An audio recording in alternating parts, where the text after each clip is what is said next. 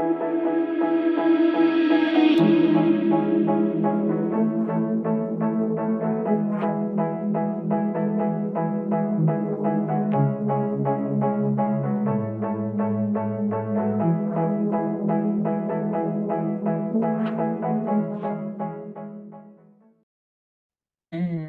we are here live.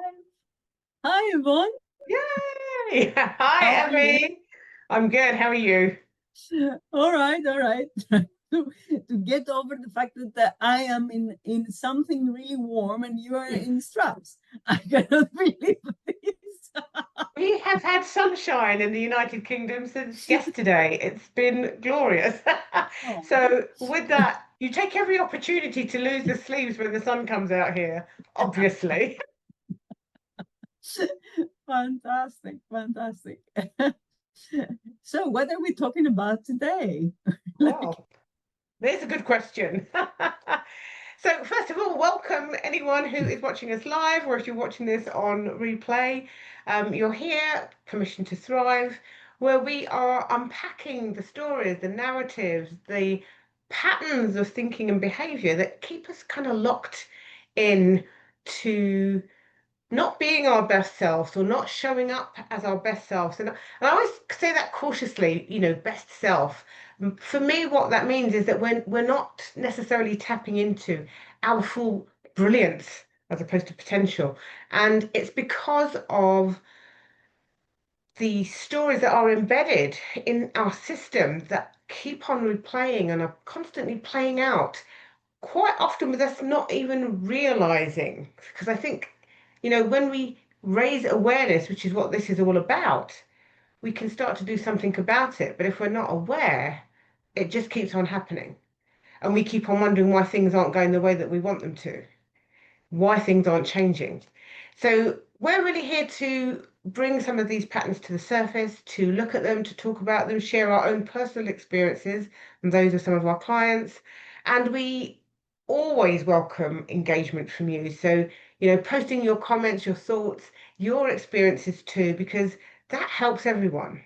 And ultimately, that's what this work is all about, helping us all to raise our awareness so that we can begin to live our lives on purpose, purposefully and joyfully. That's a huge one for me. oh yeah, it is the meaning of life in a way, isn't it? And it Absolutely. is so easy to forget that this is what it all should be about, because we have those narratives that are playing in our heads, and because we, they get normalized if we don't scrutinize them, and if we don't ask questions, and if we don't um, try to find out if they are true or not. So If they're today, serving us or yep, not. serving us. And very recently, I found out that other loving way of saying it, like, is it loving to you? I love that. Mm. I think I'm going to adopt this expression, loving to you. And like it sort of Absolutely. reminds you, that self-love that we so often forget Yeah. about. So yeah.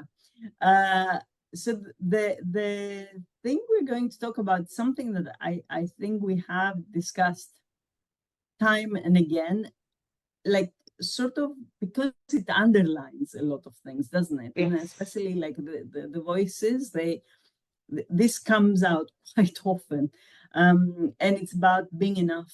Um, and the first phrase that we are talking about is, I need to be more like someone, Mm. or like her, like him. Um, what does that um, bring up with you, Yvonne? Well, first of all, it brings up comparison. Mhm. So, which for me is this is a road to disaster. If we get caught up in comparison, there's nothing wrong with admiring somebody else, admiring how they do something. In fact, I feel that we should be able to celebrate that. You know, That's very different to comparing, though, because the minute you start doing the measurement thing, it's literally, for me, it's just literally saying, I'm not enough, which is exactly what this is saying. I need to be more like her. Well, maybe it's I need to be more like me, and actually understanding what that is, who that is. I need to be more like me. So, when I think about that phrase, that's kind of like my go-to is that I need to be more like me. This is not something that I can say from a personal perspective has come up for me. I need to be more like her. I have been able to look at other traits of other people and thought, oh, wow, I love the way that that person does this. I love how she says this, and really be in admiration of those qualities and and even quietly think, how can I adopt some of those qualities whilst being completely me? What does that look like if I put it on, and does it fit me or does it not? And being really okay with that, exploring, being curious, but actually not wanting to be more like someone else. What about Yeah. you? No, in the beginning probably of my career, I was like maybe a little bit more drawn to that comparison trap. But as the time progressed, and especially as I learned more and more about authenticity, about as you said, being you because nobody else can be you, and you do yourself the best. So it's very hard to even think about needing to be like somebody else. To me, that is more like becoming inspired Yeah, by others, by their success, by their stories, and I think there's nothing wrong with that, and that can be used like fuel for anyone to move forward, to do what they want to do, but they do it in their own way, because as I said earlier, nobody can do you better than you. And to me, that is the ideal way. Yes, starting comparing, as you said, it's a slippery slope. Uh, yeah, you really are wasting energy, and you get into that state of anxiety and in that race of like, oh, I haven't done that and I haven't done the other, and yeah, when am I going to do this? yeah, Everybody else is doing it. I don't know what's going on. And then that creates uh, like an environment, a space where you cannot really find how to be the best you, because you are just like, I think you are really either hiding or you are feeling overwhelmed, and mm, you cannot really um, do things from that space. You can't find a way. You need spaciousness, Yvonne, yeah, to be able to create. When you get in that state of mind, and when you buy into those narratives, you are becoming smaller, and things around you become bigger, and they don't help. yeah. There is definitely. I mean, I do hear this relatively often with clients, and they may not necessarily use those words. I need to be more like her or more like. But that comparison, it's the Yeah. comparison. I'm this age and, I see all these amazing women and they've done all these things and I haven't done them. And it's just, that's the same thing, right? So whether you use it as a singular term or as a group Mm, term, mm. it's the same thing. It's still doing the comparison and it's still belittling your own value. And I think that's the thing for me is it's like, whenever this comes up, it's like, you're not acknowledging your own value and your own worth that you have. You don't have to do anything for that. That's just given. Boom. I was going to say God given because that would be my take, but whatever take you want to take, that was given. That's there. Um, but we also live in a world that I think quite often supports that. You should be more like, you need to look this way, you need to act this way, there are all these images of what we are supposed to be like. And I think that plays out, and I'm not saying it doesn't play out for men, but I think it plays out a lot for women. Um, and these signs and signals are everywhere of what it means to be a woman. And this is, in order to be a woman, you must be like this. And you no. And I think that in and of itself is a pressure Yeah. that is felt. And when you have been feeling that pressure from a very young and tender age, it is really difficult to unpack it from yourself, to remove it from yourself. And that's that's literally what our work is about, is knowing that this isn't about you. This isn't even about a conscious choice that you made. This was about something that was planted and you have taken it on board and you are living it. And I would almost guarantee that for the vast majority of people, men and women, those things that were planted are not desired. No. They have become part of the program. They are just on repeat. And so, again, one of my favorite things and my favorite words is taking the pause to start being much more aware of what you're saying, how you're reacting, how you're feeling, what's triggering feelings.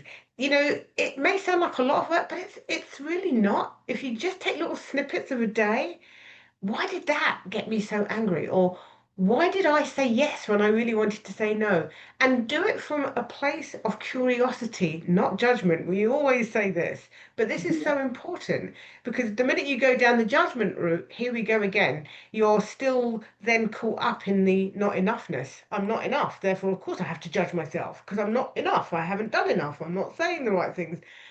That's not what this is about. This is about really giving yourself the space to explore and be curious about why you say the things you do, why you do the things you do, and are they true to you or are they just a pattern that you are playing out?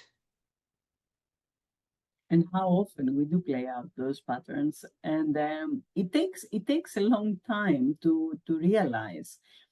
So if you are at the tender age of us, or like how we are, Nothing it tender might about it my might age. be, yeah, it does take time to realize, to understand, to do the work. And that is why I love, the women I work with, and the questions they have. And when they come with curiosity, it's like almost getting again like children, becoming interested in themselves, and finding out what is going on there and how they can make things for themselves better. And of course, if you make things better for you, you make it better for everyone around you, which is a fantastic place to be. But we need to get rid of this judgment, and we need to get rid of those musts, and the times by we have to do certain things and we have to be certain things, and I don't know what. I mean, the world is changing anyway. Even the things that we are like think that they are written in stone are not anymore. Indeed. Things are changing as we speak, and they change so fast that we really, I mean, we blink our eyes, and something else is coming or happening or changing. So why should Yeah. we want to be in the same pattern, the same hardware, software, I don't know, whatever you want to say it, that is playing, and doesn't allow us to Mm, explore and find who we really want to be. And if that is not enough, then what is? yeah. Yeah. And it's really interesting, isn't it? Because I think when you start exploring this for yourself, it's like, well, I don't even know, what does that even look like? How do I even know where the pattern is or what the pattern is or have I got a pattern? Is even just listening to your own language. Because for me, what you say says a lot. So, oh, well, I've always done it that way. Well, there's something that you might want to consider, right? Because that's That's a phrase that I hear quite often. Oh, okay, so you've always. Now, is it because you have always, or is that just a quick response to something? And either way, maybe look at that. Maybe that in and of itself is telling you something. So just being mindful of your language. And we had a comment from the lovely Kalinda. Um, when I posted about today's session, and she was saying, knowing we are enough and trusting our journey is unique, and we don't have to compare it with anyone else's, is an act of self-love, and that is so true. You know that when we go into comparison, we strip ourselves of self-love. You mentioned that at the beginning, right? We strip ourselves of just being able to love who we are as we are, whatever that looks like in any given moment. Whilst, and I think whilst also accepting that we are constantly changing, whether we think we are or not, we are constantly changing, and being able to take that love with us along that journey, and not get caught up in, like you were saying, oh, well, I'm here now and I should have done this by now, or I'm this age now and this is what I should have. Says who?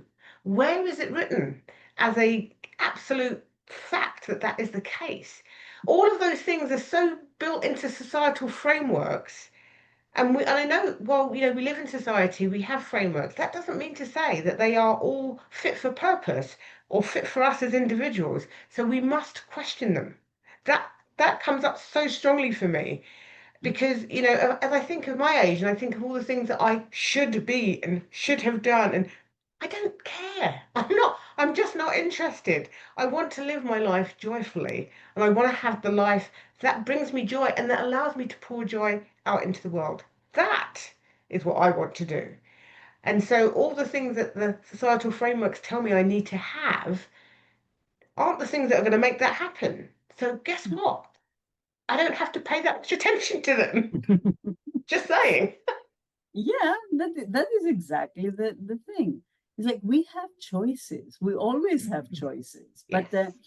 everything that is around us tells us that oh, maybe you don't really have the choice because there are those things that you need to achieve before I don't know when, and that's your only choice.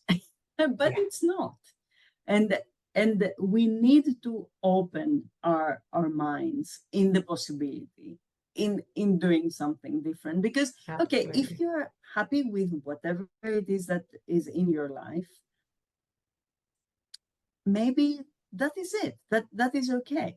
But if there is always something nagging, and I know that from myself, like in on paper everything seems like fabulous, and yet something is like, okay, pulling me somewhere or telling me something. The work that we do, the only thing that makes it different is that now I hear that I not only I hear it, I am like noticing.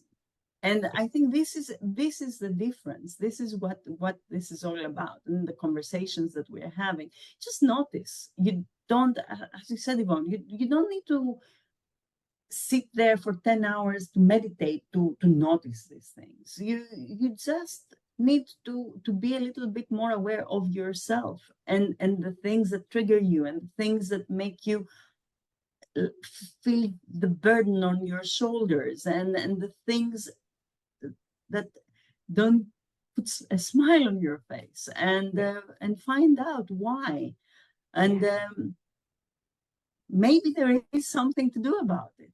And that is Absolutely. the important thing. And I guarantee you there is something to do about it. But okay, I leave you to find that for yourself. I mean, that's how it is. That's the whole way towards myth busting at the end of the day. Absolutely. And also, being as a sensory person, the feeling in the body, the tight shoulders, the tension, they're all telling you something. These are not, we have become also really good at overriding all of that. overriding, ignoring, oh, it's just a pain, or it's just a this, or I'm in pain, but I'm just going to tolerate the pain. We have become so good at overriding the natural signals and signs that are telling us something. And so, and certainly in my work, some of that is looking at that even and understanding, what is it that makes your shoulders freeze up, and then what is it that allows them to come back down? Just understanding those signs and those signals. And if you're, I'm just taking it back to these phrases, because the second phrase we have today is I'm not doing enough. If these phrases, even when you say them to yourself, if you feel your body tensing, what is it about that phrase? The phrase is triggering something in your body. That's something to pay attention to. That's something to notice, because now your body is trying to tell you something, even as you're thinking it, or your body might have been telling it before you even thought it, right? Because the body tends to react and then the mind will follow. So when we talk about paying attention and noticing, it's those things. But in order for us to do that, it does require us to do a little bit of pausing, not slowing down for 10 hours at a time to meditate, as Evie said, but pausing. Because when you're on the go, when you're just going, going, going, it's hard to notice anything other than the very thing that you're doing. So taking those moments to take your foot off the pedal and just like, okay, what just happened there? And giving yourself the moment. That is a beautiful gift that you can give to yourself, not only because you deserve it and you have a right to it, but by doing that, it will help you serve outwards in a much more, I think, aligned way. That's the wording that I will use with that. Oh, definitely.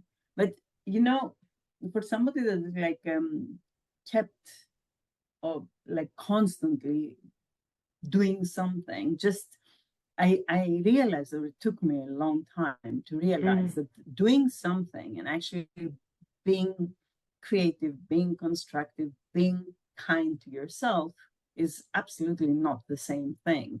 mm, And because you know that I'm not doing enough has showed up quite a lot in my life. In that context of like, you need to be productive. You need to do things to, and you need to fill in your hours, your seconds with things because otherwise, what are you doing? yeah, What's going on? Um, absolutely. and that can be so depleting and so like, because the thing is that you get to that roller coaster of like doing, but you don't see results. Mm, So it creates a very, very bad vibe in your system, because you from the one on the one hand you have the um I'm active, I'm constantly doing, I'm learning, I'm right. And on the other hand, there is no evidence of anything being done. So there is a huge clash of what it is that you want, what it is that you think you have to do, what it is that you're not getting. It can be crazily hurtful and harmful for your body and for your brain.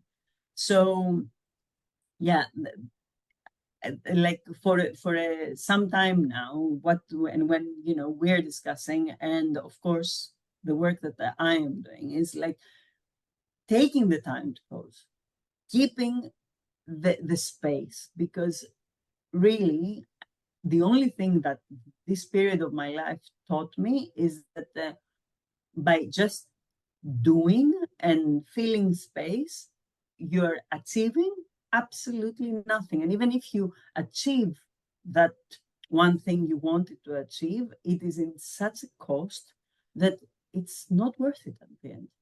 At least that was my experience.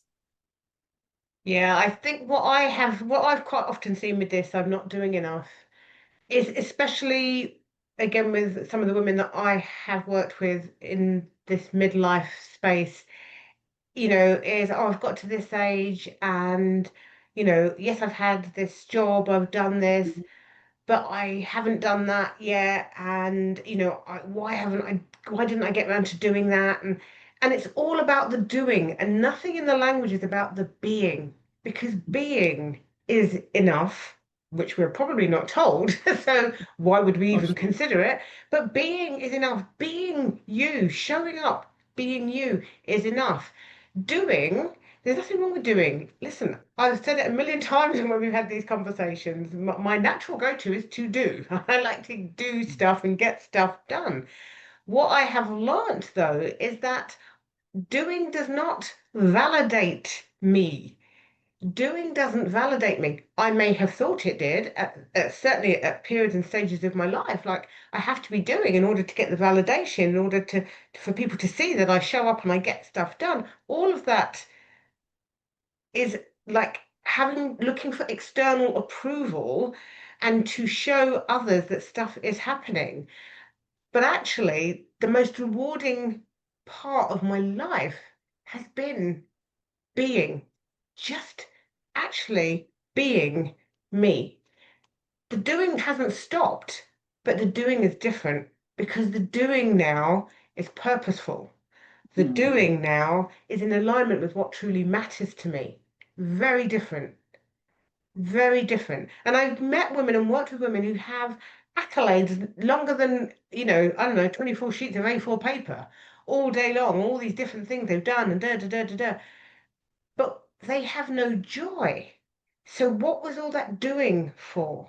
It was probably or possibly to satisfy somebody else's expectation or expectations, not necessarily their own. Because sadly, on that massive list of stuff that they've done is nothing that truly resonates with them. Yeah. And we see that often in our work. And I mean, I have to tell you, I'm the first one to be surprised by somebody that it seemingly is a very, very successful person, and yet they are trying to find solutions or to find something meaning outside themselves. And I think that has to do with not taking stock, not taking the time to really hear what you want, hear what is meaningful to you, or what would make that difference in your life, together with all the successes and stuff. Of course, nobody by any means saying, oh, it's not good to to be successful, or do things, or to have accolades, as you say. Mm, On the contrary, but like, if that takes away from your essence, your who you are, who you want to be, and how to show up, then mm, it is a very big price to pay. So yeah, that's what we need to focus on, rather than anything else in that scenario, I expect. yeah. What is the cost? Yeah, What is the cost? And even as you say, success, what is success? Because what success looks like to me could be completely different to you, to somebody else, to somebody yeah, else. And that's okay too, because we get to make that definition. We do not have to take, believe it or not, the societal standard, whatever that is, as what success looks like. no, We get to decide what that looks like for us. And again, that's something that's a conversation piece that has come up many times in our chats, but in our circles, that you know success must look like this, and if I haven't got this checklist all checked off, then I haven't got success. Again, says who? Who wrote the checklist, right? So the only checklist for success that I'm interested for me is the one that I write for me, not the one that somebody else says I need to be checklisting and ticking off. So, and we need to understand that we have our own permission to do it that way, you know. And I know that sometimes it doesn't feel that way. Sometimes systems feel so rigid that, but we have to because everybody does, and that's the way it. I would just say maybe there's a good time to do a bit of reflection and really thinking about, is that system really one that I want to be stuck in, or how do I flex it and flow it so that it feels good in my body? Because if it feels good here, chances are what you pour out there will be brilliant and will give you whatever that success is that matters to you. Sure thing. And if success was the answer, and success, like let's say the general idea of success was the answer, then every single successful person would have been a very happy person. But that's far from the truth. So Indeed. yeah, let's question things. It's not about anything else. Let's just question things. Be curious. Become like Yeah. more like children again. And Yeah. keep asking why, Yeah. And be playful with it. So, yeah, not having to be overly demanding. Be playful. Have a lightness with it and to it, because that creates freedom. I used that word in a post this week and somebody said, "Oh, I love that word." I'm like, "I know, so do I." yeah, That gives us freedom. Freedom to not be blinkered, freedom to express ourselves and be true to ourselves. I think some of the blockages that we have is because we have learned not to be true to ourselves, because we have just put ourselves or allowed ourselves to fit into the boxes that have been put down in front of us. And actually, when we decide that I don't like this box and it doesn't fit me and I don't fit it, I need to break free from it, everything changes. Everything changes. We have to understand that we have permission to do that. We don't have to be stuck in the box. That's and my that's my perception. That's my opinion. yeah. And we don't need permission by anyone but ourselves. That's the other thing that we always, no matter what we do, I think like the moment, the biggest realization for me was that don't wait. You don't need to wait for permission. You just need to give permission. That's it. That's it. Yeah, the And then waiting for things start permission happening. could be a really long wait. Oh yeah. So I suggest accepting that the you have the right to give yourself permission to make decisions, as long as you're also then going to take responsibility for the decisions that you make. That goes without saying. But I think in terms of today and this whole thing about enoughness, if there was one thing that I would want anyone who listens to take away is you're enough. Right here, right now, today, as you are, nothing more to do, nothing more to say. You are enough. You were designed, built, gifted that way. And I can't say anything else after that. Thank you so much, Yvonne. Thank you, everyone, for being here, for joining us either live or on recordings. Give us your comments, your thoughts, your stories. We love hearing from you. We absolutely do. Awesome. Thank you so much, Evie, as always. And yeah, thank you to everyone who's tuned in. Thank you. Bye.